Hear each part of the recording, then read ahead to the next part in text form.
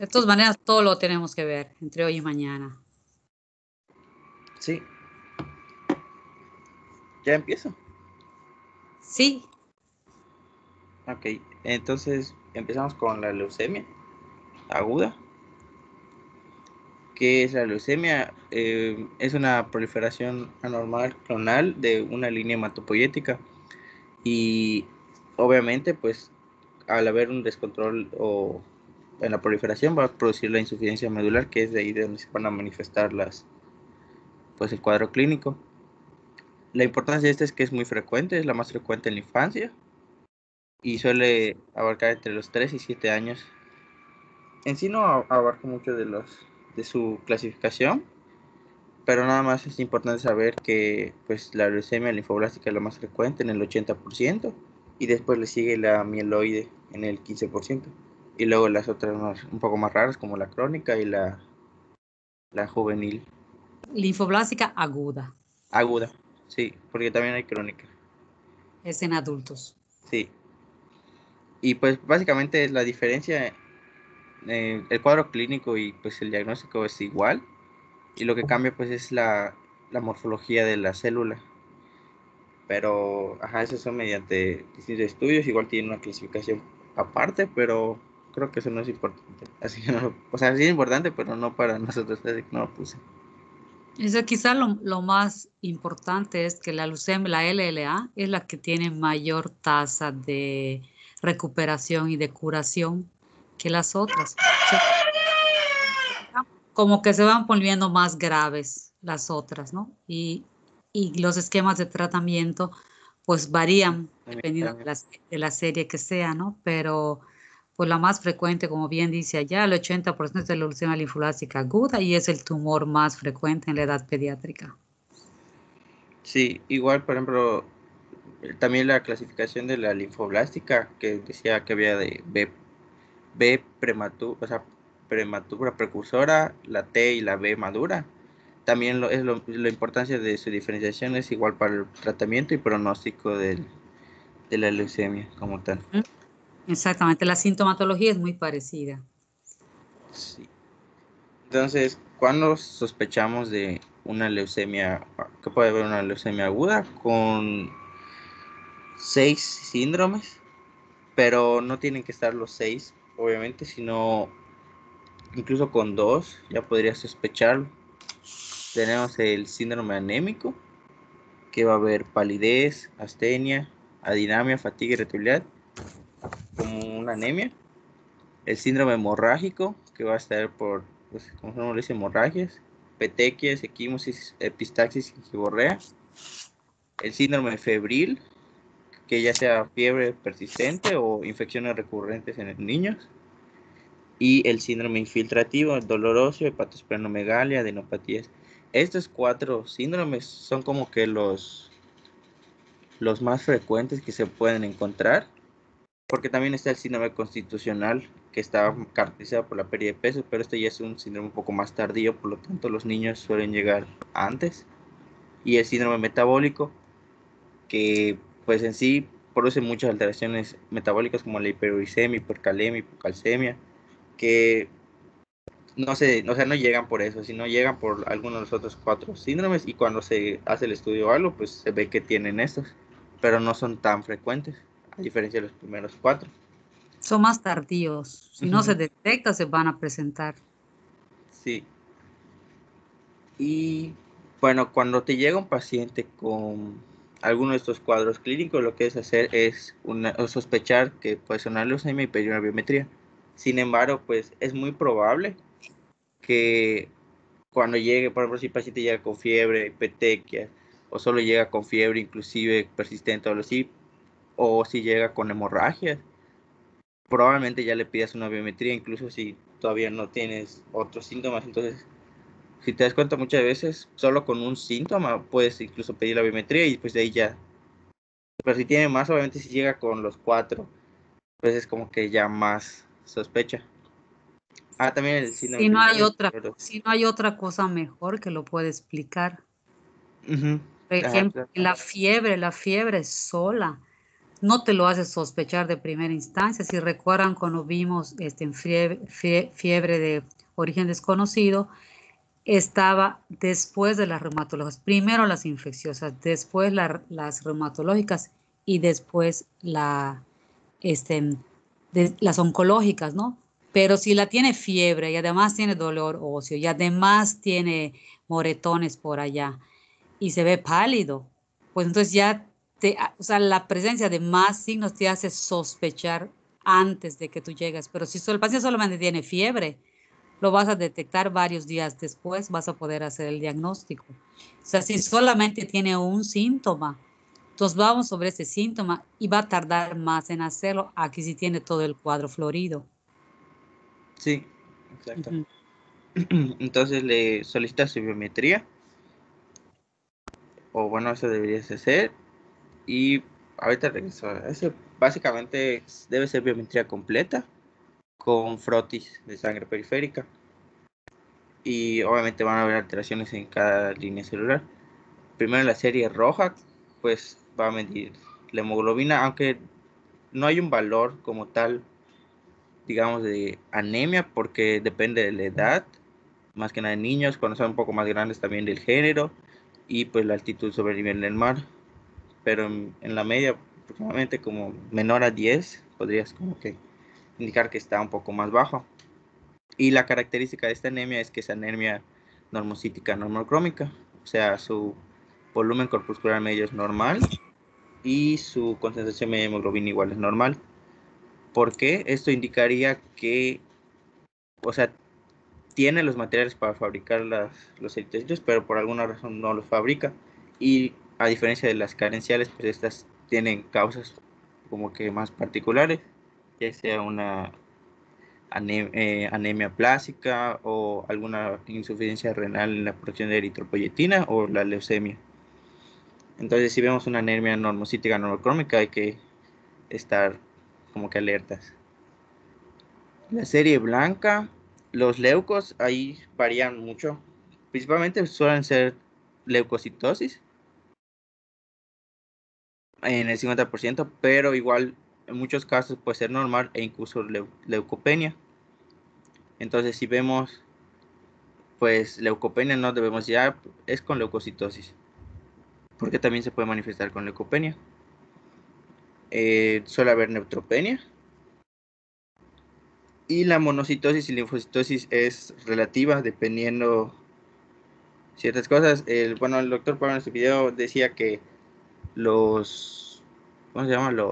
Las máquinas automatizadas de biometría, eh, no todas o sea, detectan todas las líneas celulares. Entonces, cuando detectan un blasto similar a, o sea, a un tejido, a una célula linfoide, la podría clasificar como linfocito.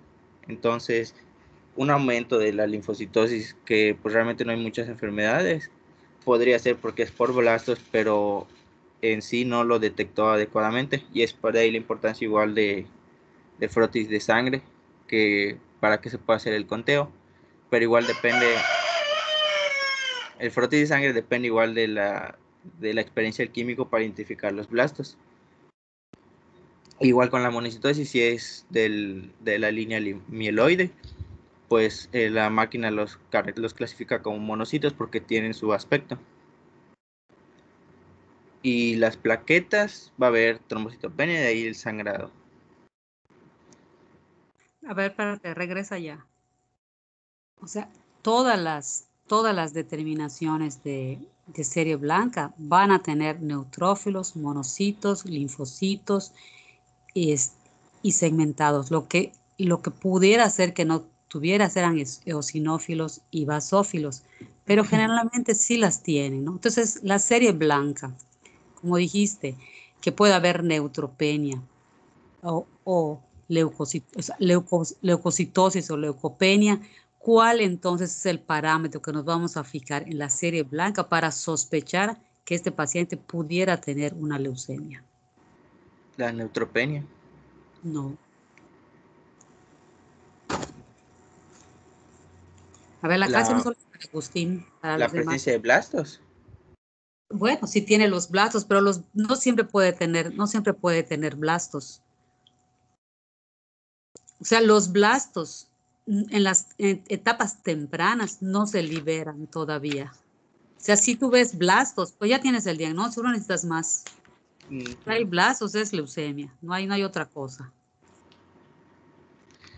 Pues podría ser mientras la principal, la mayor cantidad de leucos, ¿no? Por ejemplo, si mientras tenga 30.000 o 50.000 o incluso más, sería más altamente sugestivo la leucemia. No, no. Doctora, ¿cuál fue su pregunta? No la entendí mucho. En la serie blanca, por una parte ya nos dijo Agustín que podemos tener leucopenia o también podemos tener leucocitosis. Entonces, si el número total de blancos no nos puede diferenciar, porque puede tener unos leucos normales, ¿no? ¿Qué es lo que, qué es lo que tenemos que ver en serie blanca que nos hiciera sospechar en un momento dado que el paciente tiene una leucemia?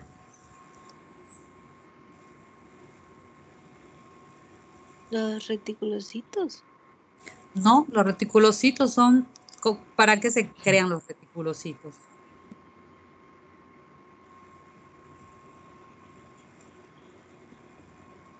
¿Para qué son? Linfocitos. ¿Qué son los reticulocitos? Ah, Eritrocitos inmaduros, ¿no?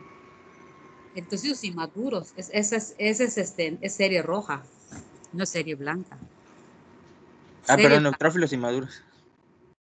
neutrófilos inmaduros. No. Generalmente, aparte de los Interfortan neutrófilos, linfocitos, monocitos, eosinófilos, basófilos. Te pueden recomendar bandas y en caso que haya blastos, te pueden ver blastos. Pero como ya dije, si tiene blastos, pues ya estuvo, ya tienen el diagnóstico. Eso es indicativo para mandarlo a oncología de inmediato. Pero no tenemos blastos todavía. Entonces, ¿cómo podemos sospechar que los leucocitos, por la serie blanca, que estamos ante un paciente con leucemia? Lo tienen en esta imagen, véanlo. Si hay linfocitos, sí. Exactamente, el diferencial, normalmente tenemos entre 70 y 75% de neutrófilos, ¿sí o no? Y los linfocitos vienen siendo el 30 aproximadamente. Los monocitos vienen siendo como el 10, más o menos, no me acuerdo exactamente la cifra. Pero lo que más tenemos son neutrófilos. Y lo más que podemos aceptar de bandas de neutrófilos, pues sería alrededor del 6%, más o menos, o 6 bandas. Y la pandemia la vamos a ver en qué. ¿En qué vamos a ver bandas? Nadie. En infecciones. En infecciones. En infecciones. Las bandas son los neutrófilos inmaduros. Y se lo vamos a ver en infecciones. Entonces, cuando en esta serie, vean, está invertida. En lugar que yo tenga 70, 80 de neutrófilos, tengo 80% de linfocitos, independientemente del número que sean los leucocitos. Está volteada la serie. Y a veces lo que tenemos son monocitos altos. ¿Por qué? Porque la otra LLA, que es la mieloide, las células semejan como monocitos y entonces pudiera ser que un químico las identificara como monocitos, pero es la serie mieloide de la leucemia. Entonces, desde que vean ustedes linfocitosis invertida la relación de las células, ahí tienen uno para sospechar leucemia. Pudiera ser mononucleosis infecciosas, pero tendría mononucleosis infecciosas generalmente no vienen solitas, que llega un niño caminando con fiebre diciendo que se siente mal, sino que es más aparatoso, la fiebre es más alta, se ve más afectación al estado general que lo que es una leucemia, pero sí sería un buen diagnóstico diferencial. En cuanto a la neutropenia, esa se refiere al número total de leucocitos, independientemente de los porcentajes. O sea, un paciente que tiene 1500 Y esos pacientes de neutropenia de 1500, ¿por qué? Porque si hay muchos blancos, están en las otras series, entonces hay neutropenia, y cuando hay neutropenia, pues el paciente se puede ver grave. Hay de 1500, hay diferentes grados de neutropenia, hay debajo de 900 y hay debajo de 500 también. O sea, hay grados severos de neutropenia, ¿no? Y entonces cuando esto ocurre, pues el paciente queda muy susceptible a infecciones. Generalmente las neutropenias, las más severas, las vemos después de los tratamientos, después de las quimios. Así de entrada, no es tan frecuente verlos. Lo que vemos es esa inversión de la relación entre la serie blanca. Entonces ahí tienen un dato para sospechar leucemia. Por ejemplo, en este que tienes acá, creo que es de leucemia, ¿no? Usted tiene el leucocito 7000 leucos. Decía de amiloide en el que busqué y tiene monocitos del 53%. Ahí está. Exactamente, Sí. porque aquí confundieron la mieloide con monocitos. El 53% están. Las plaquetas no las veo, pero tiene plaquetopenia importante. Este debe tener equimos y sangrados o alguna cosa.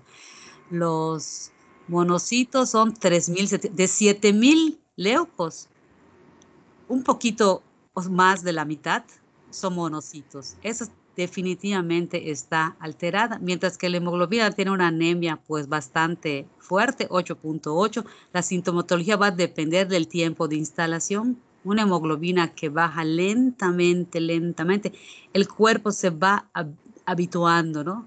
Y pueden ver un niño que entra caminando y tiene 7 de hemoglobina, 8 de hemoglobina, pero se instaló lentamente y por eso hubo una compensación.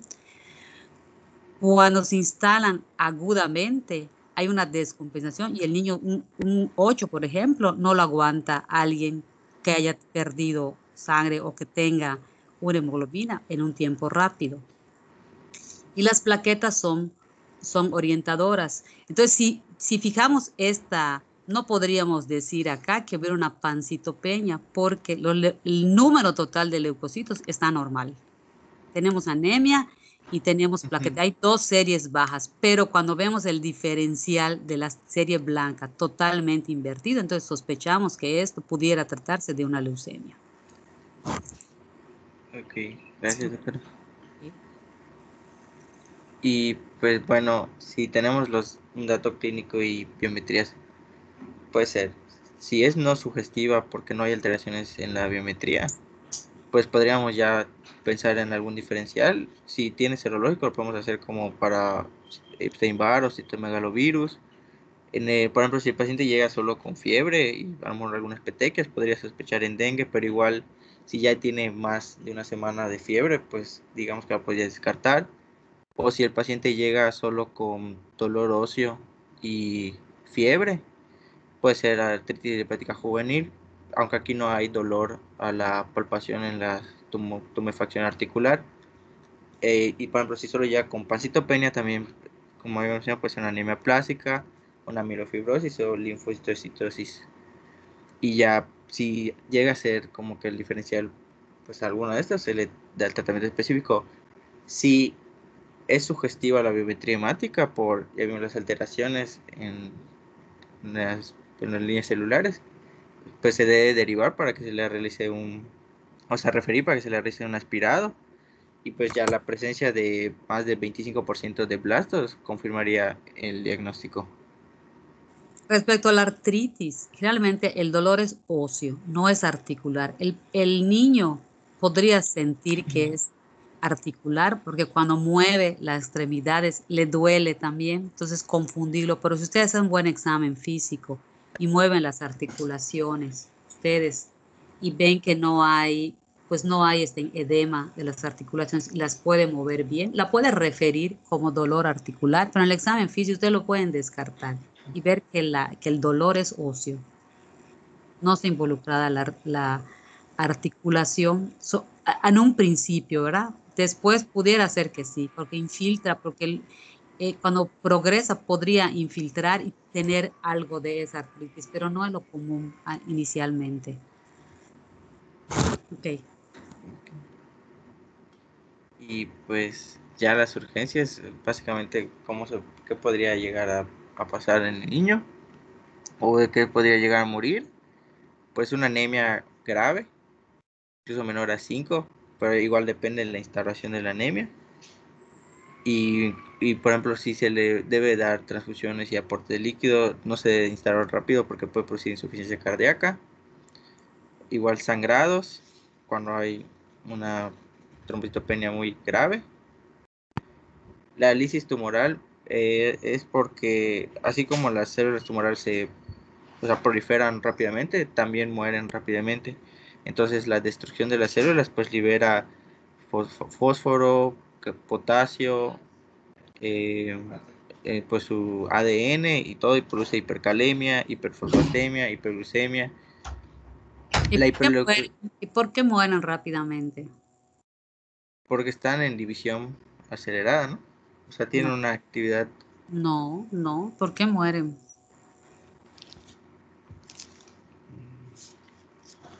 Ayudantes que leyeron el tema. ¿Por qué hay lisis tumoral?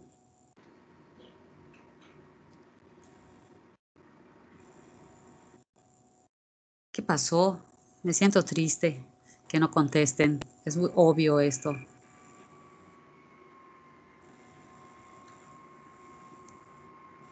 Dicen que son células anormales. No, no leyeron el tema. Sospecho que no leyeron el tema. Ni siquiera vieron la presentación previa. ¿Por qué va a haber lisis tumoral? ¿O cuándo espero que haya lisis tumoral?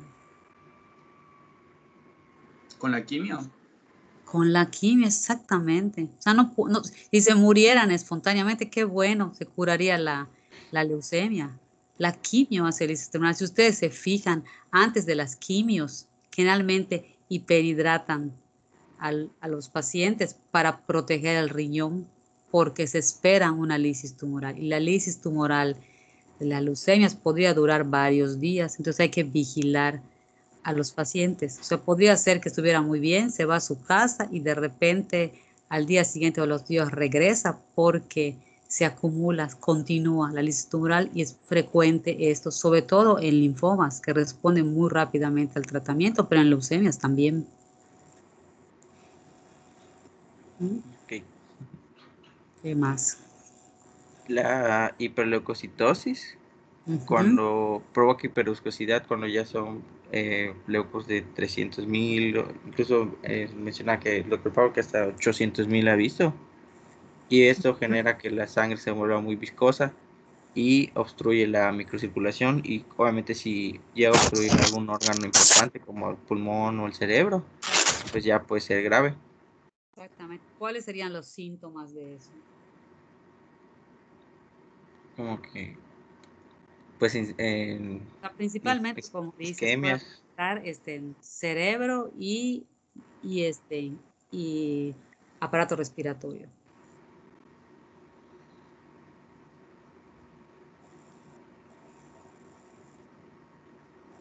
infartos o dilataciones Infartos, vasculares. infartos corazón. Ujú. Puede producir taquicardia, disnea, hipoxia, alteración del estado mental, eh, pudiera incrementar el, el volumen, podría hacer un efecto como de hipertensión intracraneal y provocarte vómitos. Ese es el efecto de la hiperleucocitosis en estos casos de serie blanca. Pudiera afectar cualquier órgano, pero principalmente los más afectados es pulmón y cerebro. Ok, seguimos. Masas mediastinales por la infiltración que pueden comprimir el corazón, la cava o la vía aérea. Y la neutropenia, que es importante porque puede ser tanto ante el diagnóstico y durante el tratamiento también puede haber neutropenia, o más bien hay neutropenia. Entonces, si un paciente llega con fiebre o le da fiebre o le aparece neutropenia tras la quimio, pues se debe hospitalizar para dar antibiótico de amplio espectro por el riesgo de infecciones recurrentes. todas las neutropenias menores a 1000 deben de ingresar. No se pueden mandar a casa porque o sea, están inmunodeprimidos, inmunosuprimidos, ¿no? Entonces necesitan doble manejo antimicrobiano. Ok. Y de leucemias es todo lo que puse. No sé si Pues quieres. habíamos dicho que era el abordaje. En el abordaje mencionaste los síndromes que puede tener, cómo se puede sospechar. Mencionaste la biometría hemática, ¿está bien? Pues creo que es todo. O sea, cómo se sospecha, qué se pide y qué se hace, ¿no? De manera temprana. Lo que hay que tener en cuenta es que en pediatría los tumores son urgencias. Okay. La detección es una urgencia. Ok, ¿qué más? ¿Qué seguimos? Linfadenopatías. Ok. Bueno, pues ya sabemos que un ganglio linfático pues es el que sirve como receptor de muchos virus o bacterias o todo. O sea, es un centro de linfocitos T, B, etcétera, ¿no? Entonces, El limpiado, es un centro de limpiado. uh-huh. Ok. O sea, ¿qué es la linfadenopatía? Pues básicamente es un ganglio anormal en tamaño, número y consistencia. Y se puede tomar como que en media, que es como a mayor de 1 centímetro, pero también hay regiones como las inguinales que son más grandes o regiones más pequeñas. Y además en niños tampoco se puede hacer un diagnóstico de linfadenopatía debido a su crecimiento. Eh, Vemos en la tablita de Scam que el tejido linfoide incluso alcanza hasta casi el 200% a los alrededor de los 10 a 12 años. Entonces, un ganglio incluso de 2 centímetros podría ser normal en niños. Entonces, no hay como que un tamaño como tal, sino es más por, por las manifestaciones que tenga el ganglio y el niño. Uh-huh. Bueno, estos son algunos de los grupos que existen y son importantes por tener en cuenta o más bien conocer las regiones de drenaje porque nos van a ayudar en el caso de que detectemos algún ganglio, pues la región de drenaje nos ayudaría para conocer si va a ser una lesión localizada en ciertos grupos ganglionares o va a tener distintas zonas de drenaje, o sea, va a ser una alteración generalizada. Y pues para saber si un ganglio, por así decirlo, podría ser anormal, se le debe preguntar a la mamá o al niño si lo ha notado, si siempre lo ha tenido, si ha crecido, si le duele, si antes no era su consistencia así, etcétera. Básicamente, porque pues incluso hay personas que no tienen nada y sienten su ganglio. Uh-huh. Entonces, puede ser normal tener un ganglio. Bueno, entre las causas, pues realmente hay muchas causas que pueden producir la linfadenopatía, desde infecciones, autoinmunes, metabólicas, y pues aquí la importancia es diferenciarlas de una maligna, como son las linfomas, las leucemias o la metástasis. Y bueno, en general, ¿cómo puede ser de dos tipos la linfadenopatía? Localizada, cuando es un solo ganglio, o es una sola región o zona de drenaje. Y la generalizada cuando ya hay varias zonas o varios ganglios de distintas zonas, de distintas regiones de drenaje.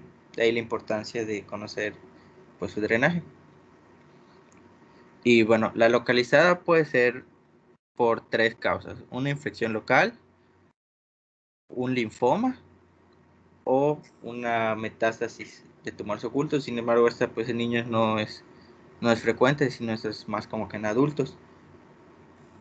Entonces, si tenemos datos de infección local de por el ganglio, o sea, vemos el ganglio inflamado, o sea, crecido, y aparte hay datos de infección local, pues podríamos iniciar un tratamiento empírico antibiótico y de ahí determinar de acuerdo a la evolución clínica del paciente. Si mejora con el tratamiento, pues es decir que pues está haciendo efecto, pues ya está, o sea, se le puede dar de alta. Ahora, si se le da el tratamiento y el cuadro clínico sigue y no mejora el paciente, pues a lo mejor el tratamiento no le está haciendo efecto, pero no está empeorando.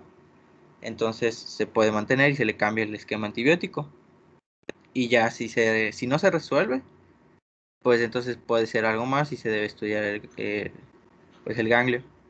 Ahora, si se le da el tratamiento y hay una empeora o hay incluso un crecimiento del ganglio o de los síntomas y todo, pues se debe estudiar porque puede ser otra cosa.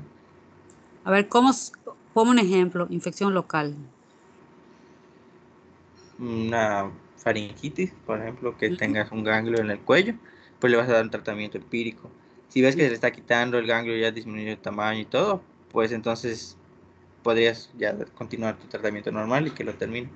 Pero si persisten los síntomas o incluso el ganglio crece de tamaño o adquiere, por ejemplo, incluso en las mismas zonas empieza a aumentar los ganglios, pues ahí como que podrías alarmarte, ¿no? Entonces sospechar de algo más. Aunque no está mal, yo quiero recalcar esto, ¿no? Cuando lo que tú dijiste, no voy a tratar mi ganglio. Si tengo una infección respiratoria bacteriana que me provocó un ganglio en el cuello retroauricular, yo voy a tratar la infección bacteriana faringia. No voy a tratar el ganglio. Secundariamente, checaré mi ganglio. Si curó y no se quitó el ganglio a veces tarda un poquito más en quitarse después de una infección bacteriana, no siempre están al igual, ¿no? Si después de curar la infección persiste, o sea, lo que quiero es que no vamos a tratar el ganglio, vamos a tratar la infección. Cuando hay una infección local, vamos a tratar la infección local y esperamos secundariamente que el ganglio baje, porque eso significaría que ese ganglio se inflamó por la infección local. Uh-huh. ¿No? Sí. Ok, seguimos entonces. Ahora, si no hay datos de infección local, pues tenemos que en sí todavía no se ha manifestado la enfermedad o el foco infeccioso está en el ganglio o es algo más, como un linfoma o algo así. Entonces se debe tener en cuenta la consistencia del ganglio para determinar si es infeccioso o si todavía es lo maligno. ¿Cómo sospechamos que el ganglio es infeccioso o es maligno? Bueno, la característica principal del infeccioso es que es doloroso, pero también tiene calor y rubor, pues es móvil y suele estar blando. En cambio, el maligno, como que algo que lo caracteriza mucho es que es indoloro, pero también puede estar frío, se refiere a que no tiene calor local, firme y fijo. Ok. Entonces, si un ganglio es indoloro y tiene estas características, pues podrías sospechar que es maligno, entonces debes pedir pues su biometría pues ya vimos que para ver cómo está el cuerpo, puedes pedir una radiografía para ver si no hay un ensanchamiento mediastinal, pero esto más que nada para ver que no es generalizado y que ya tiene afectación a otros ganglios. O sea, También porque es un ganglio único. uh-huh. Estamos hablando de ganglios únicos, por eso vas a hacer eso. Puedes pedir la PPD y el ultrasonido ganglionar. Porque el ¿Para qué le pides ultrasonido la PPD? para descartar tuberculosis. Entonces el ultrasonido, pero igual el ultrasonido es efectivo para ver si hay infiltración, que podría indicarte si es un proceso neoplásico y entonces debe solicitar una biopsia, o si es inflamatorio, que ya pues ahí ya sería antibiótico, o incluso se puede observar si hay datos de tuberculosis para el tratamiento específico. Pudiera ser que la tuberculosis fuera ganglionar y no tuviera nada en tórax. Acuérdense que la tuberculosis puede estar en cualquier órgano, no necesariamente va a tener. Por su prima infección la puede tener, pero puede ser, esa seguro la va a tener, la tenemos muchos, pero no una enfermedad activa en pulmón, no necesariamente.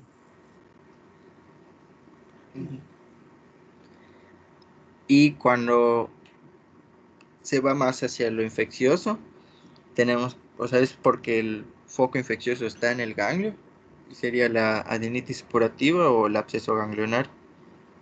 O sea, una infección localizada que cura, pero no logra alcanzar no logra el ganglio recuperarse de esa infección, o sea, persiste en el ganglio. O bien que se haya infectado por vía hematógena, un sitio lejos de allá. Entonces cuando dicen, bueno, el problema es en el ganglio, todo lo demás está bien, el ganglio sigue luchando y trabajando para quitarnos la bacteria, pero pues no puede y entonces empieza a crecer. Entonces, si se quita el ganglio, pues se arregla el problema. Sí. Okay. Y ya pues las generalizadas son indicación de que hay una alteración sistémica. Puede ser infección, autoinmune o neoplásica. Entonces cuando vemos que hay una afectación generalizada, o sea, tiene varias regiones o varios ganglios, se le debe pedir o sea, una biometría. También se puede pedir la radiografía de tórax para ver si hay ensanchamiento mediastinal igual. Y pues obviamente ya tenemos el cuadro clínico más la biometría. Se debe determinar si es sugestivo de leucemia. Se le debe referir para que se le realice el aspirado. Ahora, si no es sugestivo de leucemia, pues tenemos si hay datos de infección, o sea, datos de alguna infección que puede sospechar que está siendo sistémico, pues se le puede hacer pruebas serológicas para descartar, ya sea citomegalovirus, Epstein-Barr o toxoplasma. Si sale positiva, pues se va a dar tratamiento específico. Si sale negativa, se debe estudiar los ganglios para ver qué pues, está generando pues esta respuesta sistémica. Ahora, si la biometría y la clínica no son sugestivos de infección, también se debe hacer el estudio del ganglio pues para ver descartar o ver qué podría ser lo que está afectando a los ganglios. También, pues la causa más frecuente pues que sea sistémica, no que sean virus. A veces cualquier virosis pudiera tener una reacción en el cuerpo que provoque una adenomegalia generalizada. Entonces, en ese caso, que son los más frecuentes, hay que vigilarlos. A lo mejor no hay que hacer nada, esperar que pase la virosis o que mejore y rechecar a ver si ya bajaron los ganglios, ¿no? Una que ayuda mucho, que creo que la dijiste hasta, no sé dónde te quedó el ultrasonido, que sería lo primero que habría que hacer. Hay infección local, cuando hay datos de Y malignidad. la generalizada igual. También se podría pedir. Claro, Sí. porque en la local tú tienes esa diferenciación entre si es frío o si es caliente, ¿no? Entonces, la pudieras pedir, pero en la generalizada sobre todo, porque si tienes unos ganglios, a veces los ganglios que estabas hablando son ganglios palpables, pero tenemos ganglios no palpables que también pueden ser incrementados de tamaño. Entonces, si se encuentran ganglios en la axila, uno que puedo palpar en la axila derecha o en la axila izquierda o en los dos, si se haga un ultrasonido puede encontrar que también hay ganglios inguinales, hay ganglios ¿cómo se llama? En cavidad abdominal, pues que esas no se sienten. Una adenopatía mesentérica también podría existir y eso solamente te lo hacen ultrasonido y entonces tendríamos un panorama más grande de que esa adenopatía que sentimos en axila no solamente está en axila, están en otros lados también del cuerpo. Y las enfermedades autoinmunes cursan con este tipo de adenopatías, ¿no? Y pues las neoplasias también, pero el cuadro clínico sí se distingue y también en el ultrasonido pueden distinguir si el ganglio es infeccioso o es un proceso infiltrativo o simplemente es una inflamación del ganglio. O sea, puede ayudar muchísimo a orientar ese diagnóstico. En el caso de las reumatológicas, de las inmunológicas, que pues no, si no hay cuadro clínico que progrese más allá, también se puede vigilar, se puede hacer a los 2, a los 4, a los 6 meses, cómo va esos ganglios. En el caso de neoplasias, no, porque debe ser más rápido, pero el ganglio es infiltrativo, sale con infiltración. Algunos están infiltrados y te da pauta para ir más rápido, mucho más rápido de lo que te pueda dar una radiografía de tórax. Y siempre se complementa eso con una BH, que prácticamente eso es obligado, una BH completa, ver cómo está el paciente. Me gusta tu esquema, pero es que, al menos para mí, está muy como que hubiera preferido que lo presentaras por pedacitos. Está muy chica la letra. Mira, es que mi computadora es chica, es una lab, entonces me da trabajo leer todo lo que tienes acá.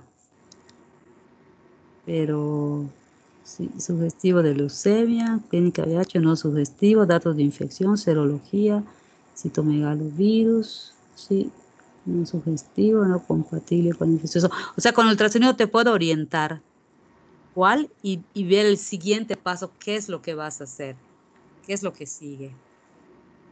Sí. Ok, Bueno, eso fue todo de linfadenopatía. No sé si falte algo. pues, pues aquí la linfadenopatía más bien fue el estudio de estar, por decir, abusados, porque una linfadenopatía, un proceso neoplásico, una leucemia, un linfoma o cualquier otro tipo pudiera orientar algún proceso, pues algún proceso neoplásico que sería realmente la urgencia desde el punto de vista onco, ¿no? Si es infecciosa, pues también, porque a lo mejor estamos hablando ante una sepsis, también las sepsis generalizadas dan ganglios por todos lados, pero la sintomatología es más florida, ¿no? O sea, no nos vamos por el ganglio, el paciente tiene muchas otras cosas, además de una adenopatía generalizada. No iríamos al estudio de la adenopatía, tendría la adenopatía, pero no sería ese el motivo del estudio, porque tiene una infección grave que afecta a otros órganos. Esa es la diferencia, nada más. No nos va a causar ese problema de diagnóstico porque ella llega con otro cuadro. No sé si me explico. Sí, sí. El que llega caminando con un ganglio o varios ganglios es donde más o menos este algoritmo podría ayudar un poco para ver la conducta de qué se puede hacer. Y ya, o sea, la mayoría de las linfadenopatías pues no van a ser neoplásicas, pero sí tener en mente, sospecharla que pudiera ser. Ok, ¿qué más? Y ya para mencionar los tumores cerebrales, aunque no puse mucho. O sea, Okay. puse el medulloblastoma y el estrocitoma un poco más adelante. Exacto, lo que me interesa es el cuadro clínico de esto, cómo detectarlo. Bueno, dice que es el segundo más frecuente de la infancia y adolescencia y tiene una alta mortalidad. Bueno, esto es en general, mencionaba para todos los tumores, bueno, pero igual depende el tumor, pero su cuadro clínico es dependiendo la localización, el tipo del tumor y la edad del paciente. Y sin embargo, la mayoría se manifiesta por datos de obstrucción que produce hipertensión intracraneal y disfunción cerebral focal dependiendo del sitio donde se encuentren. El diagnóstico, pues es un estudio de imagen, de preferencia la resonancia magnética. En algunos casos es útil el contraste. También se puede evaluar, dependiendo igual del tumor, si hay disfunción neuroendocrina. Y la exploración oftalmológica menciona que es útil para ver si hay afectación de la visión o de la agudeza visual o de los campos visuales de la persona, porque hay ciertos tumores que pueden producir, que pueden estar comprimir o afectar el ojo. Y Ujú. bueno, esos son los de la fosa posterior. El meduloblastoma, que suele ser de los 2 o 3 meses de cefaleas, vómito, que son los de la impresión intracraneal, y ataxia. Básicamente el meduloblastoma y el astrocitoma se manifiestan así como datos de hipertensión intracraneal y ataxia, porque afectan el cerebelo, bueno, cuando afectan el cerebelo. El meduloblastoma es una masa que se encuentra en el cuarto ventrículo, pero igual puede tener diseminación a las meninges. Y la supervivencia va a depender del, del estadio que se detecte. El astrocitoma cerebeloso también es frecuente. Igual hay ataxia, cefalea y vómitos. Y aquí se va a ver unas masas en el cerebelo que pueden tener componente tanto sólido como quístico. Y, bueno, este es el meduloblastoma, que es el más frecuente. Suele estar entre los 5 y 7 años en el tumor cerebeloso. Es bueno, solo menciona No, que es... blastocitoma es el cerebeloso. Es meduloblastoma. ¿Por qué haría vómitos un niño con meduloblastoma? Por la obstrucción del de la circulación del líquido cefalorraquídeo por obstrucción del cuarto ventrículo. Exactamente, comprime la circulación del cuerpo. Entonces se empieza a instalar una hipertensión endocranial progresiva, poco a poco. Entonces el niño, conforme va creciendo, los vómitos van siendo más frecuentes. No los esperamos en un principio así como, ¿cuál es el vómito neurológico? Sí, expulsión así. Pero cuando avanza más, sí es así. Entonces, generalmente llega la mamá, te dice que le duele la cabeza, regresa de la escuela, porque más o menos son escolares iniciando, ¿no? Primero, segundo o tercero de kinder, más o menos es la edad de mayor presentación. Entonces, les duele la cabeza y caminan, no, ya no caminan derechito, como que cojean, empieza a hacer la ataxia, como que hay desequilibrio en la marcha. Desequilibrio en la marcha y cefalea, incluso antes de los vómitos o con poco vómito, hay que sospechar un tumor cerebral y es indicación de pedir una tomografía o pasarlo a neurología para su estudio. Ok. Son de los de la fosa posterior, se refiere que los de los de los tumores cerebrales se dividen en fosa posterior y en fosa anterior, que es todo el resto, ¿no? Pero en nuestro medio, este es uno de los más frecuentes, el meduloblastoma. Entonces, cuando se opera, si se logra resecar por completo, pues el tratamiento es más leve. A veces no se puede resecar por completo. A partir de esos restos puede volver a crecer la masa y complicar después el tratamiento. Por eso la detección temprana es bien importante. La sintomatología del astrocitoma cerebeloso, pues aquí la tienes, ¿no? ¿O la vas a poner Sí, después? después es igual. Es Es igual. síndrome de hipertensión intracraneal asociado a un síndrome cerebeloso. Aunque menciona que hay varios grados, pero el más frecuente es el de bajo grado y tiene los síntomas lentos, o sea, próximamente lentos van apareciendo. Incluso muchas veces es asintomático y cuando se le realiza un estudio por algún traumatismo o algo, se puede observar el astrocitoma, obviamente cuando no es tan grande. Si no se sospechó, no se atendió y no se estudió, podrían recibir en urgencias un niño con hipertensión endocraniana grave. Verían la gran dilatación de los ventrículos. La urgencia sería colocar un catéter para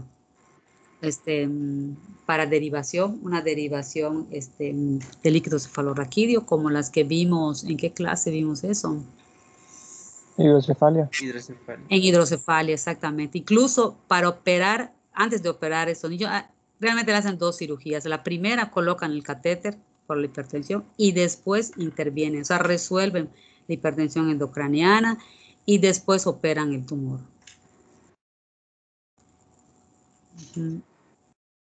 Pues creo que es todo, ¿no? Sí, ya esto. Sí. También pueden tener en el cerebro muchas, hacen metástasis cerebrales también. La leucemia también hace metástasis. Varios tumores tienen su punto, el cerebro. Craniofaringioma que no vimos también es uno de los más, es también frecuente en pediatría. ¿Qué más tienes para hoy? Pues yo solo esto. Podemos seguir entonces. No sé si quieren allá retinoblastoma, WIMS. Yo tengo masa de tejido óseo. ¿Me escucho? También ocio, ok. Rodrigo, Sí, ¿me escucho? sí, sí, te escuchas. No, disculpe, nada Podemos más que... seguir si no tienen preguntas. No hay preguntas. Ok, pues sigue, Rodrigo. Ok, permítame, solo voy a buscar la presentación y...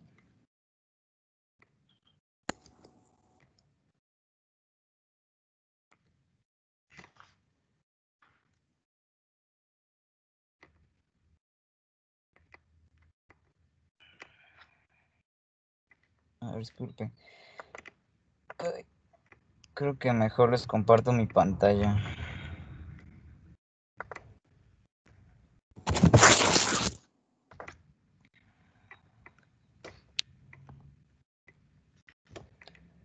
Ok, ahí está.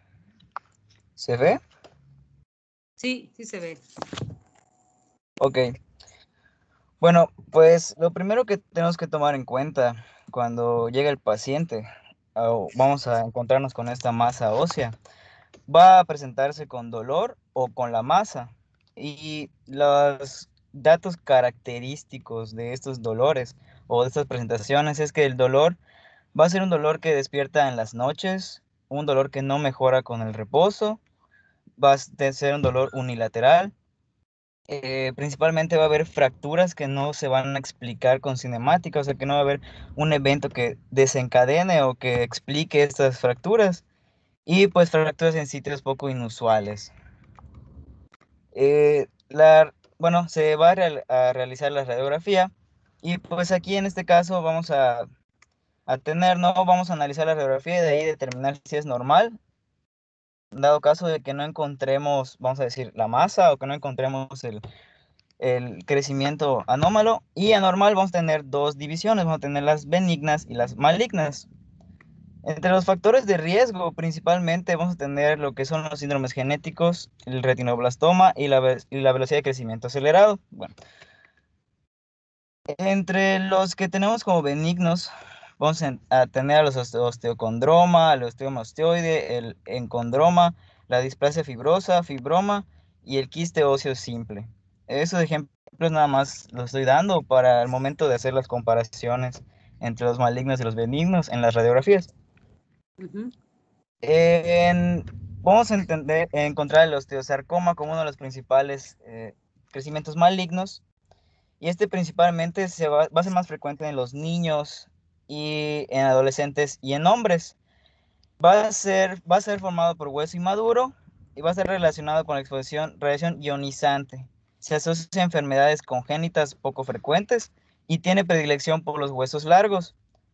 Por eso es muy común tener, ¿cómo se llama? Diferenciar con la osteomielitis, sobre todo por esa predilección con los huesos largos. Y la clínica va a ser el síntoma inicial, es el dolor en la región afectada y que con el tiempo va a aparecer inflamación. Y pues el diagnóstico de certeza pues siempre va a ser la biopsia. Igual tenemos el sarcoma de Ewing, que es el segundo tumor primario más frecuente en los niños. Este no va a ser hereditario, sino que se va a asociar a síndromes. Esto se va a originar en las células postganglionares parasimpáticas. Y la clínica principalmente es el dolor localizado, que es el síntoma inicial, la tumefacción, la alimentación funcional y la fiebre. Y pues de igual forma, pues el diagnóstico de certeza pues va a ser la biopsia. Esta es la imagen comparativa que podemos tener entre uno maligno y uno benigno. Las principales características que podemos observar es que los benignos no van a afectar al periósteo, ya que los crecimientos benignos normalmente le dan tiempo al hueso para hacer la resorción correctamente. Y en los malignos, como pueden ver, hay estos cambios en el periósteo. De hecho, esta que está aquí se le llama en rayos de sol. Ujú. Y de igual forma podemos observar los bordes de las tumoraciones. Por ejemplo, la tumoración del benigno que tenemos del lado derecho tiene un borde que es, bueno, yo le digo es radiolúcido. En este caso es esclerótico, un borde esclerótico blanco que puede definir la zona donde se encuentra o sea, la tumoración. Y en el otro lado vamos a encontrar que es mal definido. Y de igual forma la tonalidad pues es oscura y no se puede determinar realmente los bordes. Y de igual forma es muy común que en los malignos se afecte al tejido blando, a diferencia de los benignos donde no hay una afección a los tejidos blandos. Entonces se ve, por ejemplo, en la figura que está a la derecha, cómo está el hueso clarito, ¿no? O sea, tiene sus bordecitos, está muy bien y se ve muy claramente la diferencia entre hueso y tejido blando, mientras que en el otro hay opacidad en el tejido blando y eso indica que hay algo del hueso está infiltrando allá, y como el periosto ya no se ve tan finito, sino que está así como como no bien definido, como que no sé si se ve perfectamente en esta foto, es muy Sí. buena fotografía. Se ve que no se ve esa línea que separa y tampoco se ve tan claro porque como infiltra al blando, pues entonces esa línea se pierde. Sí está la línea, pero está así como rayada, no se ve igual. Y en dentro de lo que es el hueso, se ve como tienen ahí como un nido de abejas, así como rascado, está como rascado el hueso, Sí, ¿no? Y eso de hecho, y no puede delimitar de qué tamaño está dentro de lo que es el hueso, porque está todo rasgado, mientras que en el otro, pues con los bordes bien definidos, se puede medir fácilmente el tamaño que tiene este tumor. En el otro no. Ok. Mm. ok. Bueno, entre las principales, lo que vamos a tomar en cuenta al analizar las radiografías va a ser la densidad de la lesión, el patrón de destrucción ósea y el patrón de reparación ósea. O si lo habíamos mostrado de la diferencia del periósteo, ¿no? Del maligno y del benigno. En la densidad nos vamos a encontrar, por ejemplo, lítica, blástica y mixta. Entonces, en lítica vamos a notar que la densidad en el hueso va a ser menos densa. Esto va a indicar que hay una destrucción ósea. Estas imágenes líticas de igual forma se encuentran en lo que es la osteomielitis, así como esta mixta en la cual podemos encontrar una destrucción que no se puede determinar si está entre lítica o blástica. Por ejemplo, en la blástica podemos encontrar que está radiodensa. O sea, dice más densa que el hueso que lo rodea, que son las zonas más blancas. Por ejemplo, esto se puede dar en el condrosarcoma. Ujú.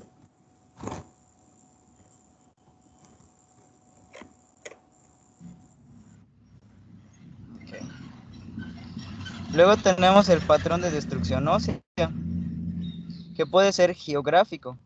Este patrón geográfico normalmente se le va a dar a los tumores benignos y las destrucciones van a ser líticas, pero van a tener los bordes bien definidos, que como se mencionó al inicio, y escleróticos. Esto va a sugerir que la lesión pues realmente no es agresiva y pues como mencioné siempre va a ser benigno. Los que se presentan de esta forma es el encondroma, la displasia fibrosa y el quiste óseo simple. Ujú. Aquí más ejemplos.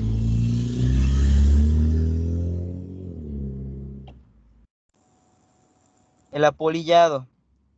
Aquí es donde entran las confusiones. Por ejemplo, son múltiples lesiones líticas pequeñas y mal definidas, y esto va a indicar que la lesión es agresiva y frecuentemente maligna. Y los ejemplos de las que pueden producir estas imágenes en las radiografías, pues es el sarcoma de Ewing, la osteomielitis y el mieloma.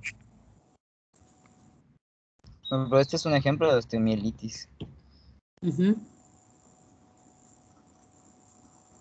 De hecho, aquí en esta imagen, como pueden ver, se puede ver cómo el periósteo tiene un cambio. ¿Dónde está el triángulo? Aquí.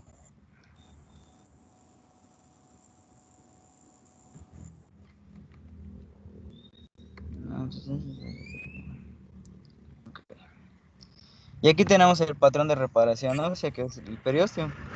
Hay 5 tipos, que es la sólida, en capas de cebolla, cepillo, rayos de sol y el triángulo de Codman.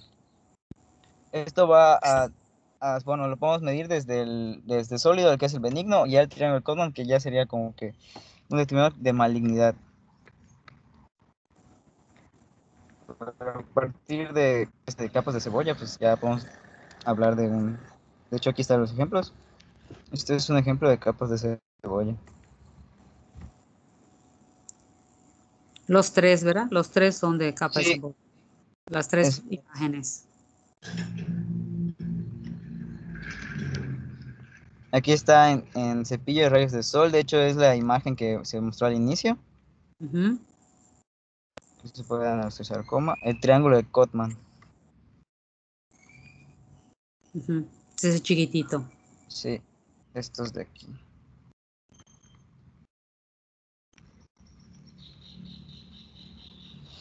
Y pues principalmente tenemos a la osteomielitis como un diagnóstico diferencial. Bueno, hicieron mucho hincapié en las clases grabadas por el doctor, principalmente por esa confusión que existe, ya que tiene un patrón mixto y entonces... Es que ese es el diagnóstico principal. Claro, cuando empieza el tumor, y cuando ves las capas de cebolla y ves las rayos de sol, pues ya tienes el diagnóstico, pero a veces no es así. A veces todavía lo detectas más temprano y no lo tienes. El diagnóstico más importante es con osteomielitis. Y la verdad que sí es difícil. Quizás pueda ayudar la diferenciación con los antecedentes, ¿no? Si ha tenido alguna infección, el tiempo de evolución que ha tenido, pero siempre ante la duda es mejor pasarlo a onco, a sospechar que tenga que se queda con osteomielitis, primero porque si realmente es una osteomielitis, pues requiere manejo antibiótico y fuerte para poder curar, ¿no? Entonces, a veces cuando el niño ya estuvo hospitalizado, sale, se lleva una infección intrahospitalaria, meses después puede desencadenar dolor y ser una osteomielitis. El antecedente del niño, de dónde estuvo o lo que ha tenido, puede ser orientador. Ahora un niño que nunca no ha tenido infecciones, empieza con un dolor, el dolor persiste del tipo, como tú dices, en la noche duele mucho. A veces es difícil porque a veces papás podrían pensar que está haciendo su show o que no es el dolor tan fuerte y por eso pasa tiempo en detectar esto. Pero cuando empieza a caminar cojito porque el dolor le impide caminar bien, entonces empiezan a preocupar. Entonces, si no hay ningún antecedente que pueda orientar hacia una infección, nos vamos sobre tumor. Si hay algo que pueda orientar a alguna infección, si ustedes toman una placa y les sale esta que me estás mostrando acá, a menos es la del lado derecho, que se ve unos bordes bien definidos, podría ser que podría sospechar que es una afección benigna, ¿no? Pero en los otros, donde se ve que nada más, incluso aquí se ve en el periosto, en la A, el triangulito que está en el brazo izquierdo, del lado izquierdo se ve como que hay dos, como que es el periosto y como que hay otra fila aquí, ¿no? Pudiera pensar que hubiera haber una lesión lítica, ¿no? Y entonces aquí habría como no estamos muy experimentados en radiografías, podemos pensar, bueno, a lo mejor esto es un tumor. Vale la pena enviarlo a onco y que se haga allá el diagnóstico diferencial de osteomielitis. En la otra que les digo, en la que está al lado derecha, donde está la flecha largota, allá se ve claramente que no es nada maligno. Y en la que está en la A y la B, pues creo que es la misma en dos posiciones. Entonces, como que hay allá algo raro, que creo que aquí que dice que es lesión periódica, osteomielitis, es osteomielitis, pero en algún momento podría sospecharse que no lo fuera y que fuera un tumor, que fuera el inicio de un tumor en etapa temprana, y entonces pues valdría la pena. Más vale de más que de menos. O sea, doctor, eso sería más recomendable que si nosotros vemos estos patrones, enviar directamente a onco sin pasar en otros como ortopedia o... Creo que los de ortopedia, se pasan a ortopedia. Los de hueso los de ortopedia. A ortopedia se mandan y se sospecha de un tumor óseo. En el otro se ve la lesión lítica, se podría tratarlo, podría mandar con un pediatra o podrían ustedes tratarlo como una osteomielitis y observar, tomar después del tratamiento otra placa para ver si hay mejor densidad ósea, si eso se hace más chico o no, porque están seguros que no es, ¿verdad? Pudiera ser igual, pudiera ser que no fuera una osteomielitis, que fuera un tumor benigno también. ¿Qué dice? Dice lesión lítica con metáfisis, derecho, perióstica. Corresponde a una osteomielitis. Pudiera ser que no fuera osteomielitis, que también fuera algo benigno, ¿no? Entonces habría que ver el tamaño. A lo mejor esta también habría que hacerla del lateral. Y generalmente se hacen comparativas, se comparan las dos extremidades para ver las diferencias, comparar un lado con el otro. Bien. Pues eso sería básicamente todo lo que... Porque pues va a llegar el paciente con el dolor y el diagnóstico presuntivo por donde podemos guiar pues son las radiografías, como se muestra en el algoritmo. Y pues ya Exactamente. Lo ideal sería que el día que llega con ese dolor y todo, lo ideal es que ese mismo día le pudieran hacer una radiografía de huesos largos y después mandarlo. Desafortunadamente en los servicios de salud, a veces te tocan tu placa 2 meses después o 3 meses. A veces hay que poner urgente, en calidad de urgente, para que se lo hagan lo más pronto posible. Y la consulta es lo más pronto posible que regrese. Ok. Ujú.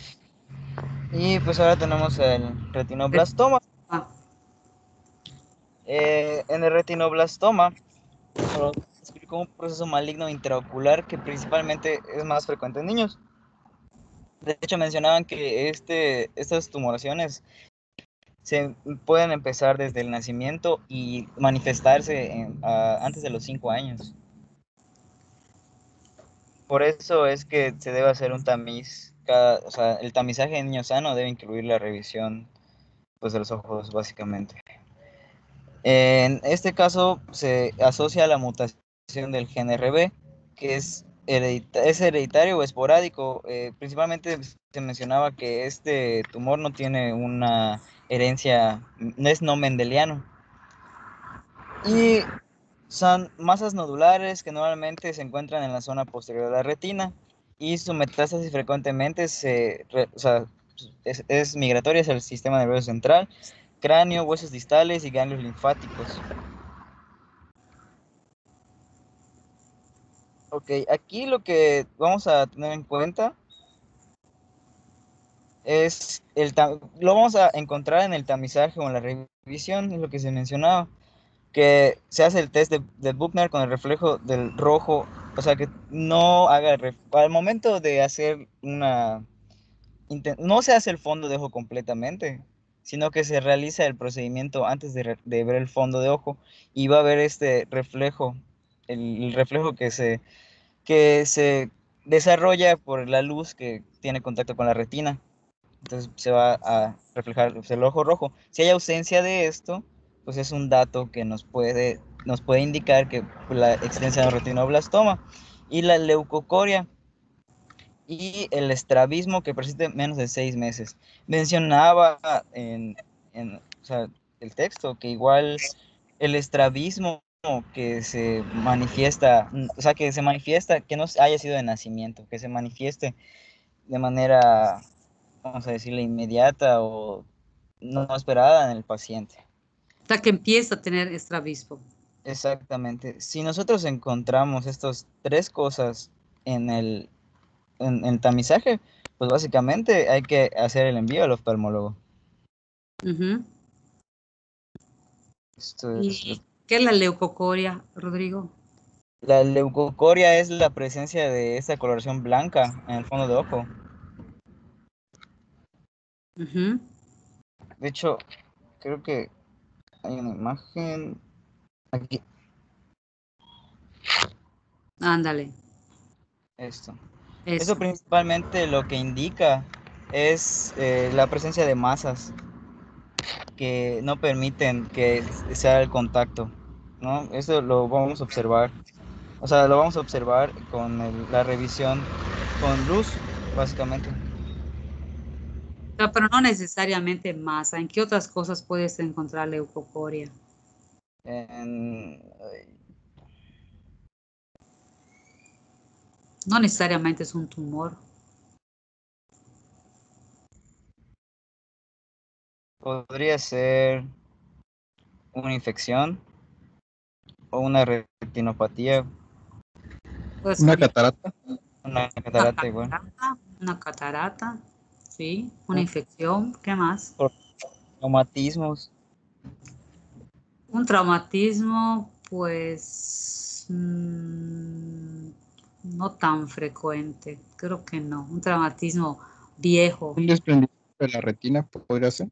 un desprendimiento de la retina,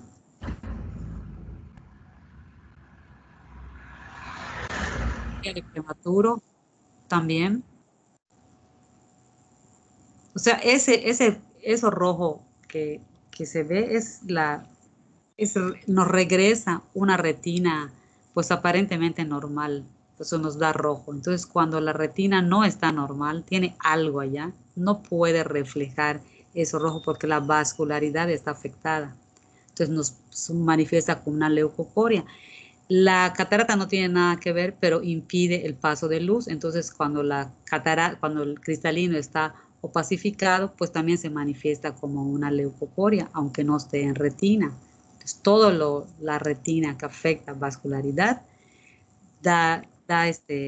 aparenta una leucocoria, y todo lo que puede opacar un cristalino también da una leucocoria, pero como el retinoblastoma es uno de los tumores, creo que es el tumor de ojo más frecuente en pediatría, y que su detección, bueno, sigue, creo que tú lo vas a decir, sigue con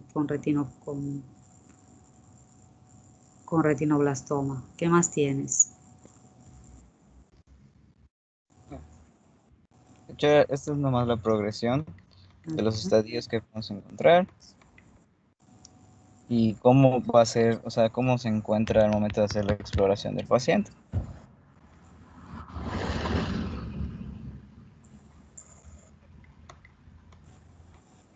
Estas son las diferentes, o sea, cómo podemos encontrar la leucocoria en el momento de hacer el fondo de ojo. De hecho, como podemos ver, y aquí, o sea, los grupos A, B, C, D y E, cómo se ve de manera externa ya al momento de hacer el fondo de ojo. Esto sería lo que se observaría. Uh-huh.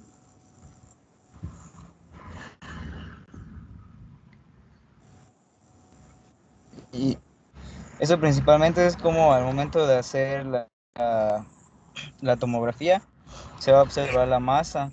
La ubicación del retinoblastoma principalmente, o por qué es importante realizar su detección en el tamizaje, es porque hay que evitar que tenga una afección del nervio óptico, simplemente por la localización que suelen tener. Uh-huh. Y se ve todo. A ver, antes de que empieces allá, regresa al anterior. O sea, la afectación del nervio óptico, creo que ceguera, pero creo que la ceguera es algo secundario, o sea, a que pierda la vida. O sea, los retinoblastomas, si se detectan a tiempo, tempranamente, se pueden operar, incluso con láser, con algo que mate las células, y tener buena función, o sea, ver bien y tener una vida normal, ¿no? Conforme va aumentando el tumor, como van viendo acá, como va aumentando, a lo mejor lo que van a requerir es enucleación, y si me atraso un poco más, aunque yo le quite el ojo, si ya hizo metástasis, pues es muerte. Entonces, ese es uno de los tumores que detectados a tiempo, perfectamente, puede el niño salir y sobrevivir de esto. Y un diagnóstico muy tardío, pon una anterior, esa foto la anterior. Vean esta última, para las dos últimas no necesitan nada, ¿no? O sea, ya llega el paciente, no necesitas romperte la cabeza, es un retinoblastoma, pero lo malo es que ya es muy tarde para el paciente. El último, seguramente ya tiene por todos lados metástasis, y aunque le quiten el tumor, pues su pronóstico es malo, conforme va incrementando esto. Y más malo, a veces los retinoblastomas son bilaterales, a veces están los dos ojos afectados, entonces es más grave todavía, aunque la detección suele ser más temprana, porque la madre nota la leucocoria, aunque no tenga aunque no tome la foto ni nada, se ve que el niño ya no ve bien como antes, y ojalá todavía haya tiempo de poder de intervenir y de hacer algo. Esta es una urgencia, se pasa en oftalmología. Ok. Las de hueso que acabamos de ver, igual si ustedes se fijan de los nombres, son sarcomas los dos. Siempre que en tumores tenemos los, si terminan en blasto, no está tan feo, pero cuando es sarcoma, creo que ya lo vieron o lo van a ver en onco, son de los dos más agresivos de crecimiento rápido y rápido metástasis. Por eso hay que correr con ellos. Vamos a ver los abdominales. Solo que más abdominales no lo tengo como que muy bien preparado, pero Después de abdominales, ¿qué tenemos? ya es todo, ya sería todo. Pues vamos a darle para terminarlo y a lo mejor adelantamos un día. Sí, bueno, las masas abdominales, esto puede involucrar pues literalmente gran variedad de patologías, tanto benignas como malignas. En el niño la forma de presentación más frecuente es una masa abdominal palpable y asintomática o sintomatología leve y no está bien definida.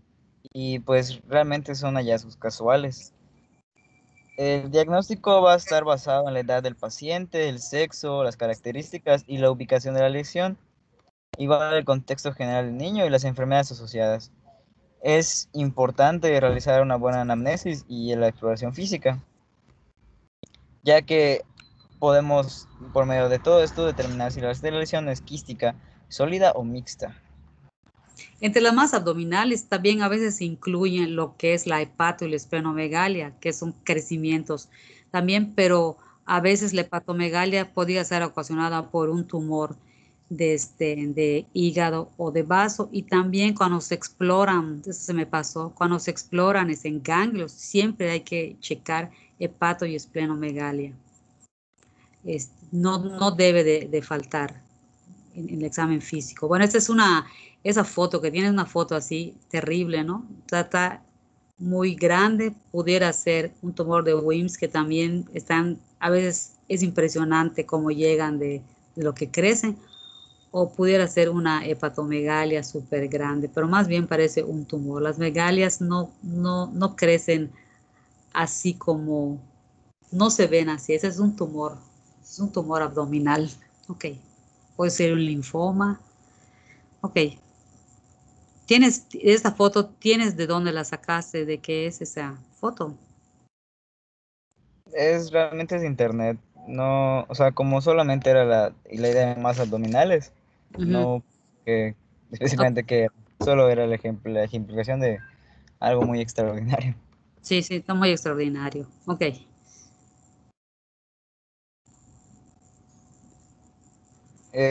Con mayor frecuencia, las tumoraciones son retroperitoneales en los menores a 4 años y la predominancia va a ser intraabdominal en mayores de 4 años. Predominan siempre en niños. El 57% de los casos representan organomegalias, como ya se mencionó, y el resto de las anomalías son son anomalías del desarrollo o neoplasias. Lo que es muy común que sea pues una hepatomegalia o una esplenomegalia. La detección de otras masas tumorales puede ser, o sea, es muy importante que nosotros detectemos que si tiene otras tumoraciones en cráneo, maxilares, huesos largos y la presencia de adenopatías periféricas, así como las manifestaciones de hemorragias en la piel, como puede ser las petequias o equimosis. Igual anemia, la anemia, la presencia de una masa abdominal puede ser un signo de malignidad. Es indispensable realizar pues básicamente una ecografía, una TAC de pelvis y radiografía y TAC de tórax para y hacer una determinación de alfa-fetoproteínas, gonadotropina coriónica humana, de subunidad beta y el antígeno coriocarcinoma embrionario, según Pero el tipo de eso va a tumor. depende de dónde encuentres la masa donde se detecte, ¿no? Porque la alfa-fetoproteína generalmente se utiliza cuando hay una masa a nivel hepático, o antes de detectar si se toca y no se sabe exactamente de dónde viene, si es de hígado, está muy pegado allá el riñón. En los niños que son delgaditos se pueden palpar alguna masa que tuviera en riñón o alguna cosa así, pero el alfa-fetoproteína no sirve para todas las gonadotropina coriónica, pues son para las ovario, para ¿cómo se llama? Las gonadales. No sirve para todo, ¿no? O sea, no hay que pedirle indiscriminadamente, sino lo que queremos antes de pedir todo eso. Creo que lo demás.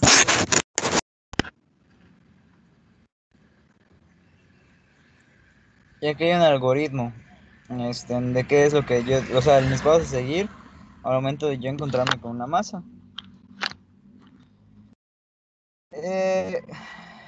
Mira, aquí menciona que a quién debo buscarle una masa específicamente, a todos, pero sobre todo hay que prestar principal atención en los que tengan malformaciones del pabellón auricular, criptorquidia, de seminoma, alteraciones del iris e hipertrofia.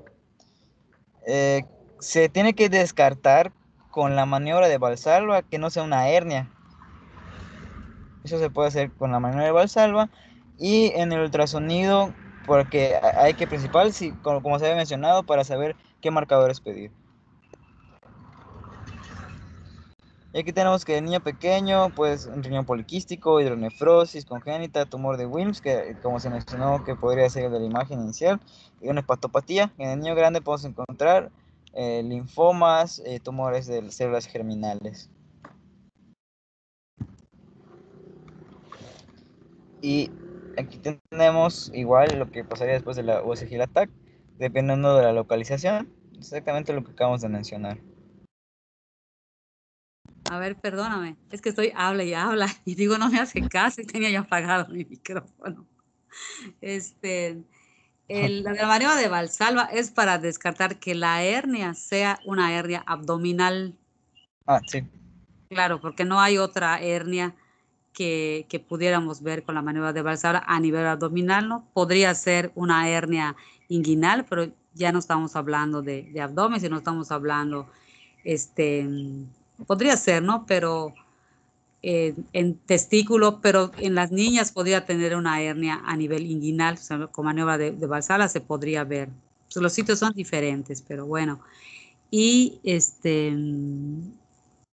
¿escuchaste lo que dije de la alfa-fetoproteína y la gonadotropina?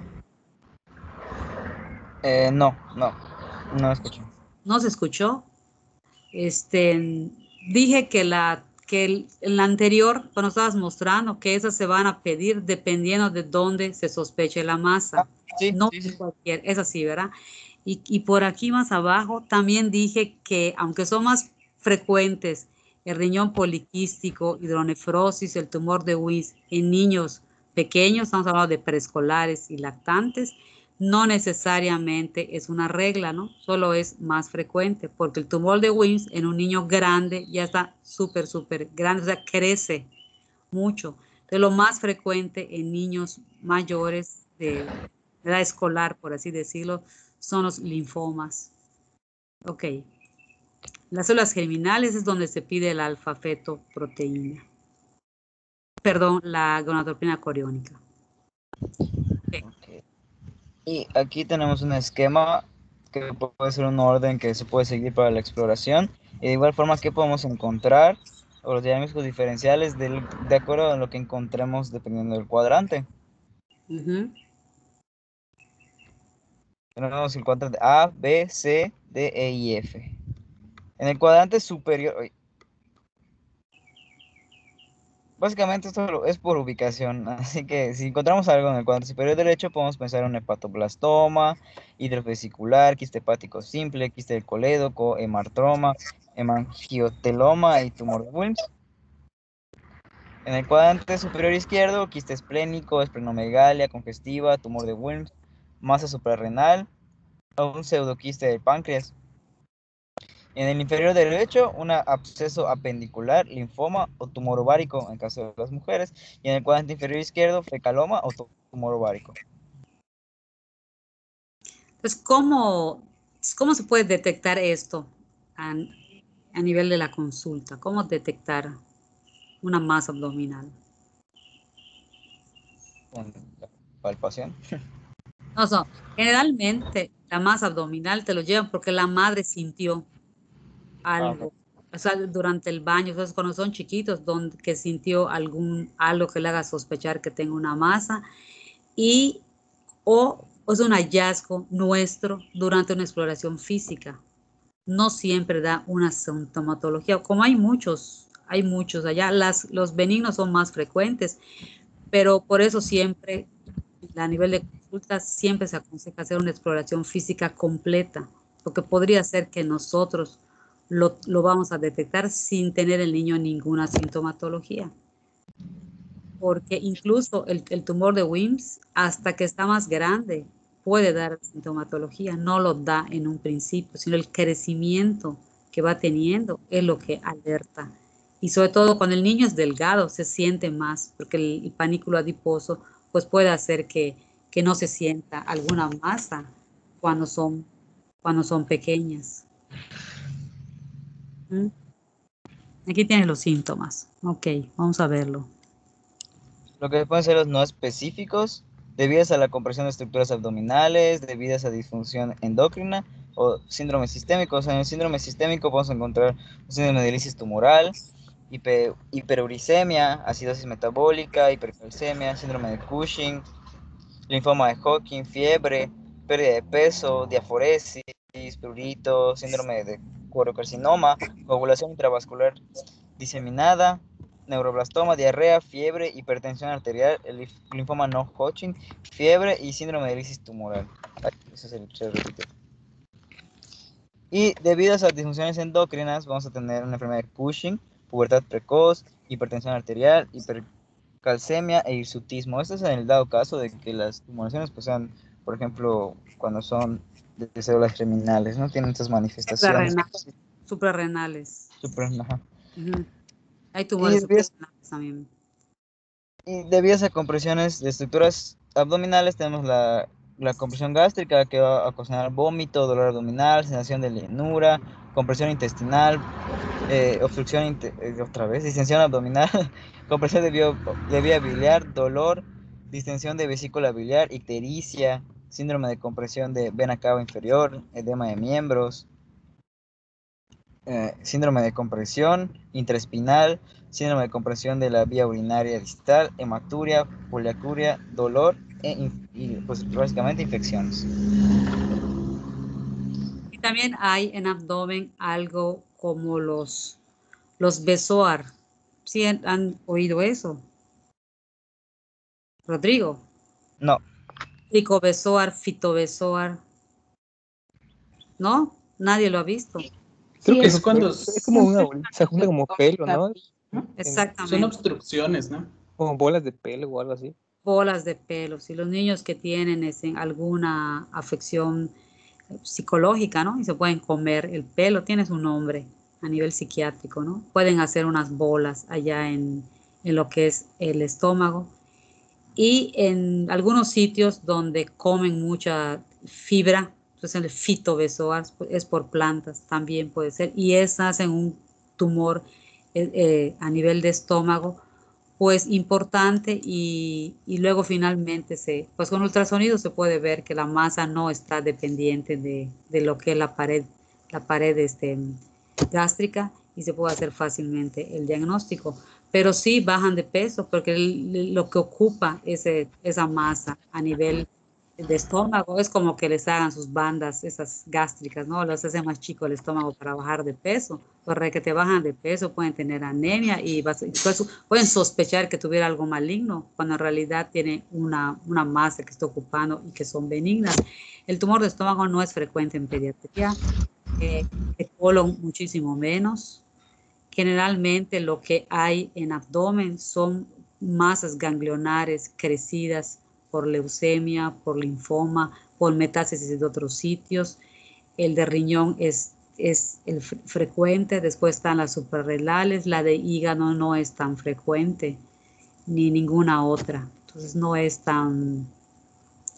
y la sintomatología es mucho, porque hay muchos, o sea, la sintomatología, como pueden ver acá, es cuando ya está demasiado crecido el tumor. Más bien, lo que hay que buscar es WIMS, que también tendría buen pronóstico si se detecta a tiempo, y descartar que si estas lesiones que vemos a nivel abdominal son primarias o son secundarias a un tumor en otro sitio de allá. Ya, creo que es todo. Como ven, oncología pediátrica, pues hay muchísimo más de estas tres, pero de esos temas que estamos viendo, pero creo que ya abordamos las más frecuentes. Entonces, pues mañana podemos ver lo de los líquidos como habíamos quedado. ¿Quién va a presentar? Yo tenía una duda. Yo tenía una duda antes de terminar. Con respecto a lo de los tumores óseos que estábamos hablando, con respecto al patrón de reparación, cuando vemos que ya están las capas de cebolla, ¿es que ya empezamos a creer que es malignidad? ¿O es más cuando... ¿Es en ese punto? Maligno, es maligno. Ok. Sí, o sea, se dice patrones de reparación periódica, pero porque se rompió, y se rompió por algo maligno. Y es maligno. Sí, ok, gracias. ¿Qué pasó? ¿Cómo les fue con lo que pusimos ayer de las frecuencias respiratorias y la frecuencia cardíaca? La relación, ¿cómo les fue? Que me cuenten.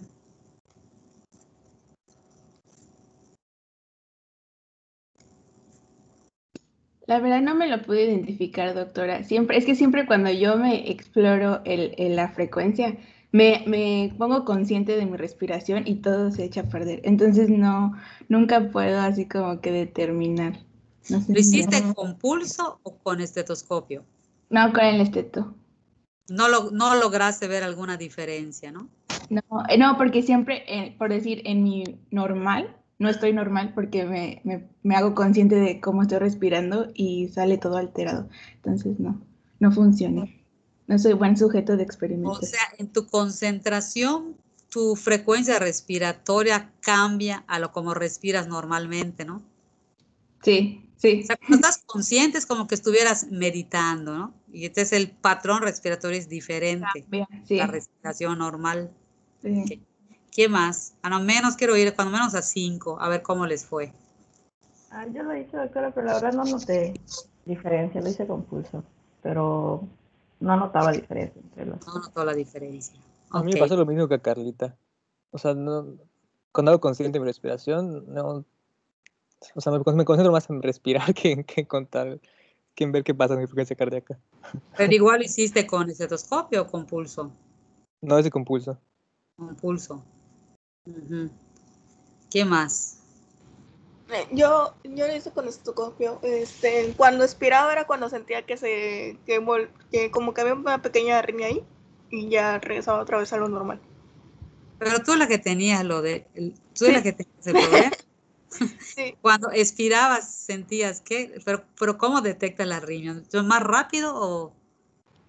Es como no, es como como si fuera más lento, no sé cómo explicarlo.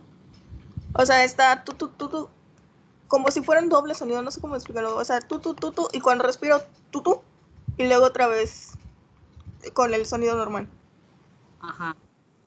Ok, pues sí, definitivamente tienes el diagnóstico. ¿Quién más?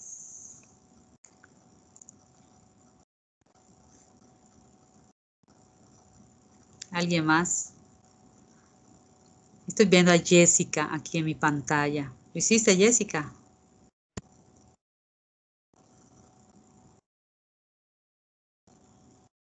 Tiene apagado su micrófono. Doctora, quería preguntar algo a Lizeth. Lizeth, entonces el más rápido tutú, ¿cuándo lo identificaste? ¿En la inspiración o la expiración? En la expiración. Lo voy a checar otra vez, te digo, pero creo que en la expiración. Ok, gracias.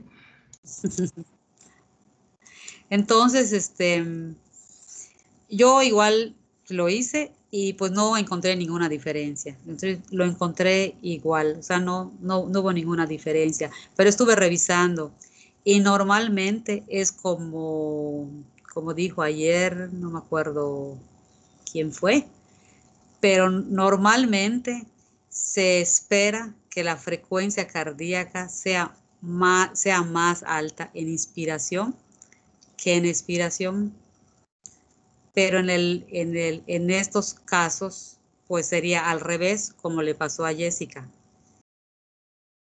Y ¿qué otra cosa? Sin embargo, la mayoría de las personas no lo notamos, no se nota, no se puede notar. Se notaría con un electro tal vez esta diferencia, porque realmente es muy, muy leve. No es algo que todo mundo pudiera notar. Quizá la mayoría y de todos los que están callados no notaron ninguna diferencia y les da pena decirlo que no lo sintieron, porque eso es lo que pasa normalmente, no lo podemos notar. Doctora, disculpe, ¿Sí? yo sí noté una diferencia. Sentí que como que bajaba un poco la frecuencia al inspirar, pero no sé si es interferencia o algo así, y no lo noté, pero sí noté que al expirar, aumentaba un poquito, pero no mucho, pero sí se notaba la diferencia. A lo mejor tú tienes igual ese defecto normal, ¿no? Porque al igual creo que es Lisette, ¿no? La que tiene ese problema. Al igual, pues no te veo, pero veo tu foto y pareces tener buen crecimiento y desarrollo, ¿no? No hay ningún problema con eso. Entonces, a lo mejor es lo mismo, no hay nada de qué preocuparse. Ah, bueno. Gracias. Ok. Entonces, mañana aquí tengo creo que a Silvia, ¿no? Silvia Yadira para soluciones. Y los iba a ayudar Irving, ¿no?